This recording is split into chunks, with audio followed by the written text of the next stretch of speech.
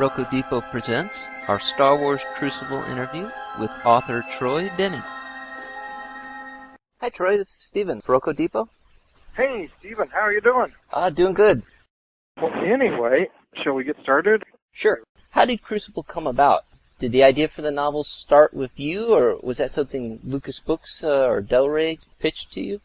You know, usually, every book starts a little bit differently. But in my experience, because I've been involved with a lot of the larger projects and stuff, often the idea comes more or less from a brainstorming session that Del Rey and Lucasfilm have had, often without our presence. And I don't know this for sure, but I think that that's how this kind of came around, was that Del Rey and Lucasfilm decided that it would be a good time to have a last hurrah for the big three. And Shelley approached me, and that's all I really know for 100% true, is that Shelley approached me and asked if I'd be interested in writing kind of a last hurrah for Luke and Leia and Han. Of course I said yes, and a lot of back and forth about exactly what the last hurrah meant, because it was pretty clear from the outset that they weren't talking about killing them, which I would have been pretty damn reluctant to do anyway. I've offed far too many solos in my career already. I don't know that I would have done that. But anyway, there was a lot of back and forth about exactly what they meant. And, at one stage I was thinking, oh, they mean like put them completely out of touch of ever being a story again. And then they said, no, not that far. And then I was like, well, okay, so I'm just kind of sending them on vacation and, well, a little bit more than that. And finally I ended up just writing the story and writing the end of the book. And we ended up kind of having to adjust it from there about, exactly how retired they were going to be and what that really meant. And I don't think we knew that until like the third or fourth time I rewrote the ending. At San Diego Comic-Con 2012, you mentioned that the villains in the book were going to have a connection to West End games. And those villains turned out to be the Kalamine. And that has a connection to another book you did, Scoundrel's Luck. And I was wondering, what drew you to that book when you went to write Crucible? Well, a couple of things drew me to that. One, I think in an interview I'd done like a year or so before, I'd mentioned, there's a lot of different ways to have a villain. And I decided when they asked me to do Crucible that I really wanted to come up with a different sort of villain. And then after I made that decision, the Kalomi just kind of popped into my head. And I remembered that, that I had Mama show up in Scoundrel's Luck. And I started to think about it, well, how could I incorporate her into this story? And it kind of developed from that. You also had a Togorian that showed up in that book, and you had a Togorian that showed up in Crucible as well. Was that another tie-in, or did it just happen that way? I'm trying to even think. Oh, yeah, no, that's just a lucky accident. Yeah, the Togorian in Scoundrel's Luck and the Togorian here. I like the Togorians in terms of how athletic they are and kind of what they can bring to a Star Wars story. It was just me, enjoying the different species. One thing I was reminded of when I was reading Crucible for the first time, there seemed like there was a same sense of wonder I got when I watched Star Wars. I mean, when you see it for the first time, there's new species, new creatures, new locations, new technology, just things you don't know anything about, but it's just, it's neat to see that.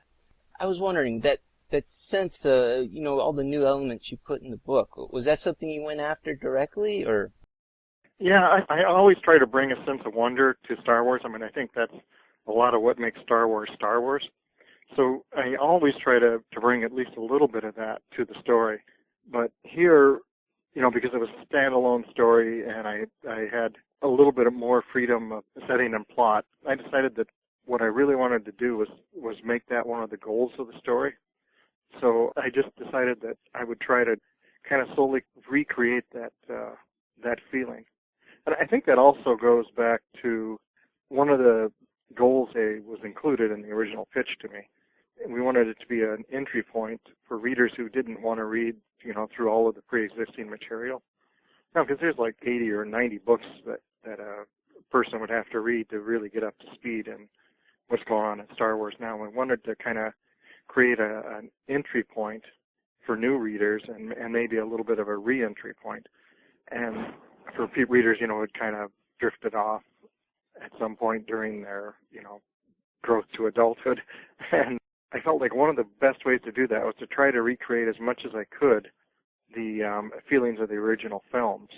And so that was one of the big goals, and I'm glad that you noticed it. Yeah, I really like how that worked out. I mean, it really stands on its own very well. Yeah. I mean, it doesn't feel like you have to read Legacy of the Force or Fate of the Jedi in order to jump into this one. Yeah, no, one of my big goals was that it would be a standalone, and then one of our original goals was to use it as an entry point for people so that they could come in and see where the EU is going to go next. And we have such great things planned at that point for the EU, the Sword of the Jedi, and some other stuff that I'm not able to talk about. And so it was really set up to be a lead-in to that stuff. Who knows what's going to happen now, but I was really excited about where the EU was going to go. I hope that they'll still be able to include some of those elements, after the Episode 7 comes out, because there was some very cool stuff. That's something a lot of Star Wars fans are hoping on. Yeah. Oh, we had really, it wasn't me. It was primarily Del Rey and Lucasfilm had such cool things planned. And I heard about them, and I kept going, oh yeah, that's really cool stuff. So. Now, in Crucible, there's a lot of attention given to asteroid mining in the story. And in fact, there's even a lingo for it. Tumblers, blasting yawls, rock jumpers, crash pits, ram galleys, astrolifts. Did you have to invent all of that, or was some of it drawn from other sources? That's all original. And it's kind of fun because I grew up in gold mining country in Colorado, and I actually worked 2 summers at one of the biggest molybdenum mines in the world. That was Henderson Mine outside of Empire, Colorado. So I've always been fascinated by mining operations. I mean, when I was growing up in Colorado, I looked out my bedroom window at the tailings dump of the old Argo transportation tunnel. It's all of this old gold mining history all around me. And so I've always been fascinated with mines. And when I came up with the idea of using the Chilun Rift as a setting and having it take place on an asteroid mine, I really enjoyed kind of the chance to get back and rely on some of my experiences growing up and when I worked 2 summers at the Henderson Mine. So I was able to draw on that stuff too. And it was just a lot of fun of using that experience to bring it back in. Yeah, it really felt well developed. I mean, it felt like something that was a natural fit for the universe. Yeah, probably because it was a natural fit for me. Lest anybody think that I was, a jacklegger at the mine. My job was actually writing the articles and going around underground and interviewing all of the real miners for the newsletter. That's what I would spend all summer doing, is going underground and talking to people and taking photographs of what they did for the mine's weekly newsletter. This was a huge mine. There was like 2,000 people that worked there. It had 90 miles of underground drifts and everything. So it was kind of a good way for me to, think back onto that and what was going on there and remember all of the terminology we used and what the miners were like. Because, I was friends with a lot of them. I'd grown up with them. I'd gone to high school with them and so forth. It was a lot of fun to be able to bring that into it. And, the terminology that you're talking about, the tumblers and everything, that kind of reflects the kind of language that we would use to describe everything that was going on in the mine that I worked at in Colorado. So it kind of was one of those fun things where, out of life experience comes art. Now, one thing readers will certainly notice in Crucible is that Han, Luke, and Leia take quite a beating. Did you have a lot of injuries growing up? Well, not as many as my younger brother. but yeah, I've had a few. I played football all through high school and through college. I played Division III football for 4 years in college. And then I was raced on our high school ski team and was an all-state ski jumper. So I've had my fair share of injuries. Half a dozen concussions and knee injuries and dislocated or broke every finger on my hands, So I've had a little bit of experience. So have you drawn a lot of that into your stories then when you do injuries to your characters? The injuries that I've really had have always been things that I consider relatively minor compared to some of the things that happen to the characters in my books. But it does give you kind of an experience something to draw on in terms of realizing, okay, when you get injured, how do you physically feel? I've had enough of that experience to be able to extrapolate and describe it. Now, on that same subject, pain is a very common theme in a lot of your books, both Star Wars and non-Star Wars. The heroes in your novels often have to go through a lot of pain as they transition through the story. Is there a reason why that is such a strong thematic influence in your stories? I am a guy who wrote a book called Pages of Pain, so...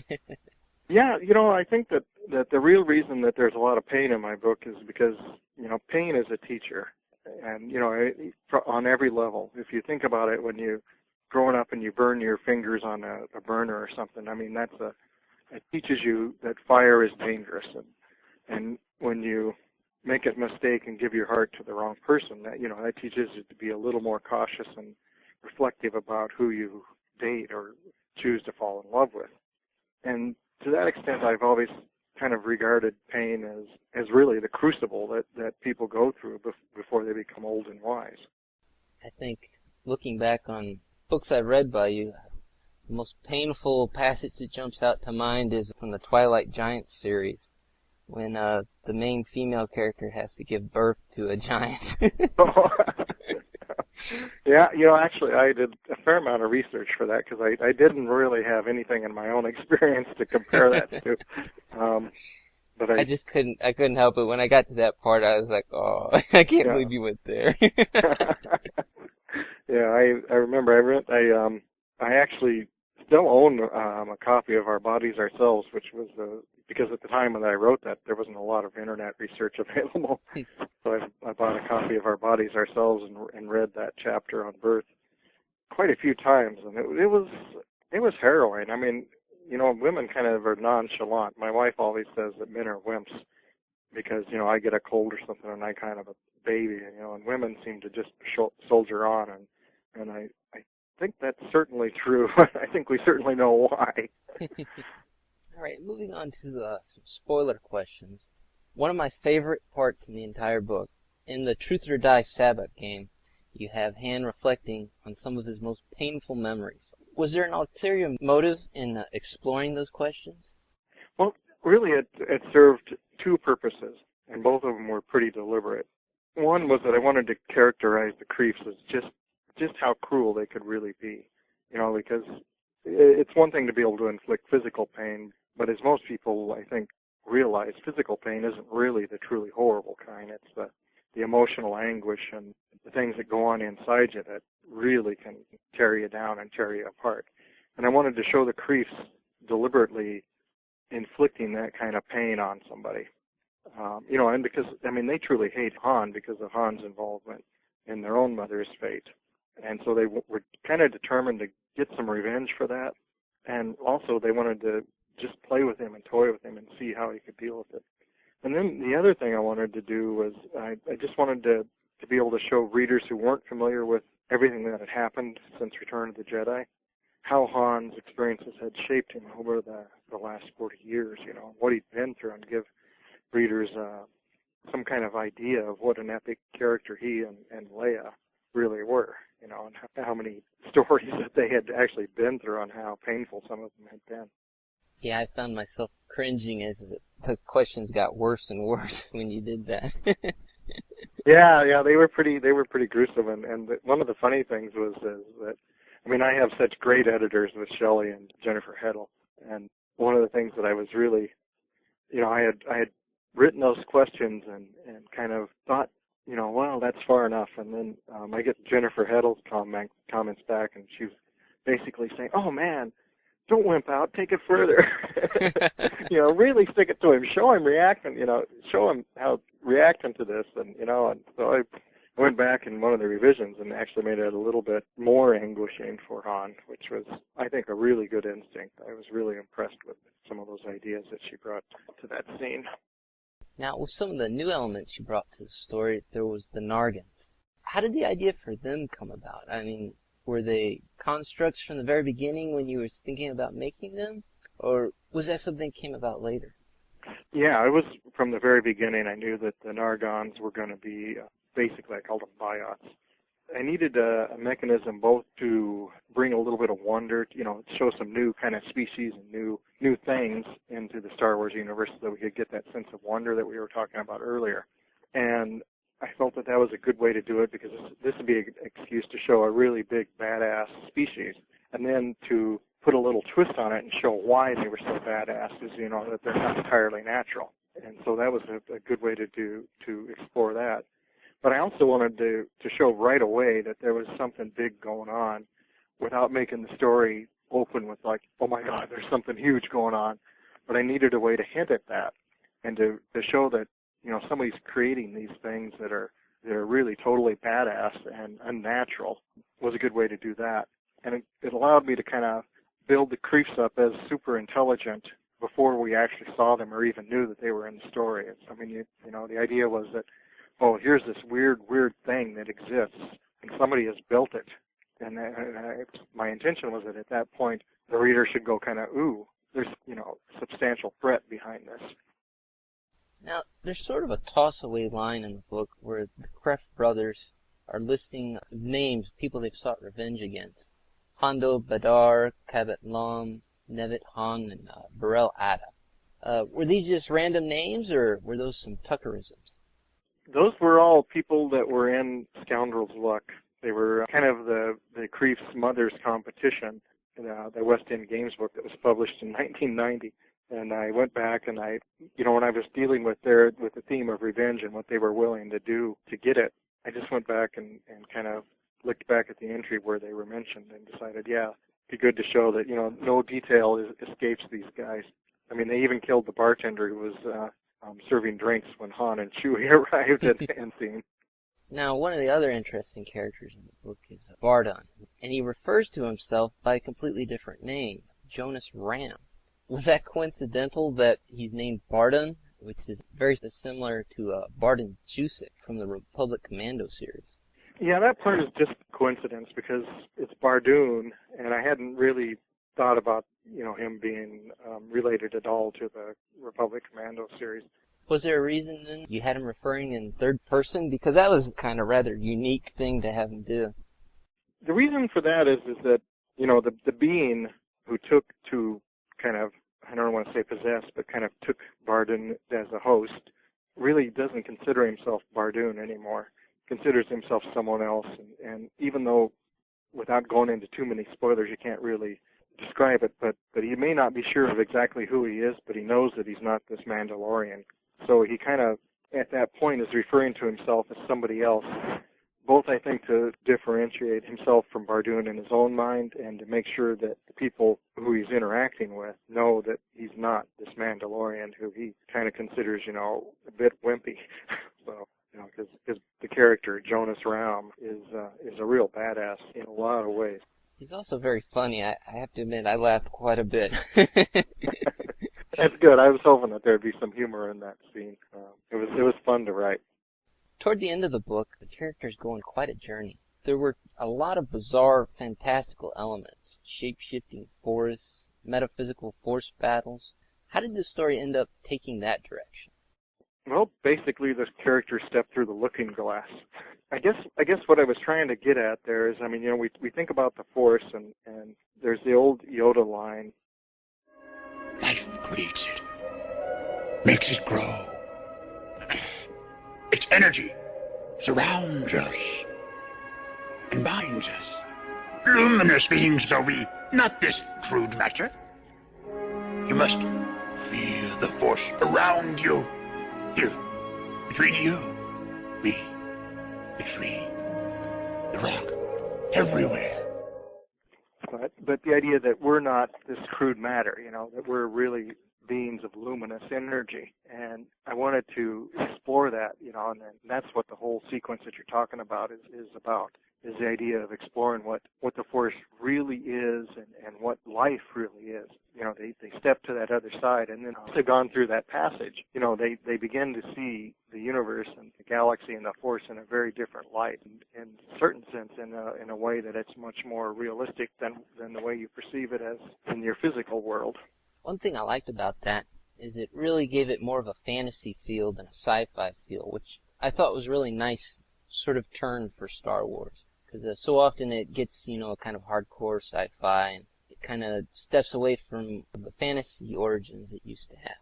Yeah, Star Wars to me deals so much with myth and the question of how do we live rather than, how does science work, that I wanted to explore those mythic elements.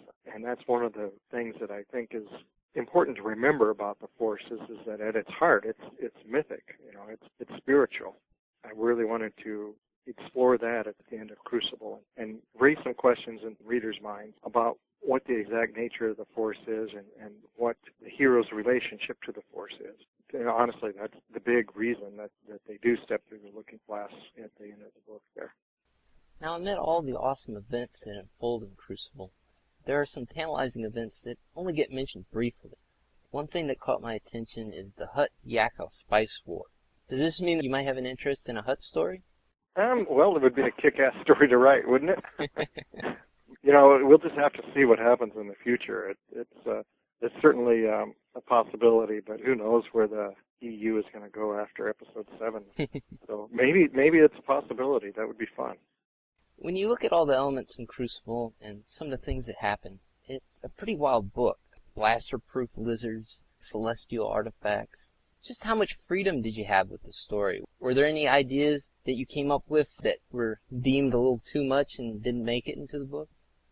I had a lot of freedom with it. Although, you write an outline and you give it to your editors, and then, they'll say, well, maybe that's going too far, or this is going too far. But as you're writing it, you really do have quite a bit of freedom, especially as long as you don't do anything that's going to alter the plot of the book to the point where you would, have to rewrite a quarter of it or a third of it. You can definitely try a lot of things, and as long as you can undo it easily, you have a lot of freedom.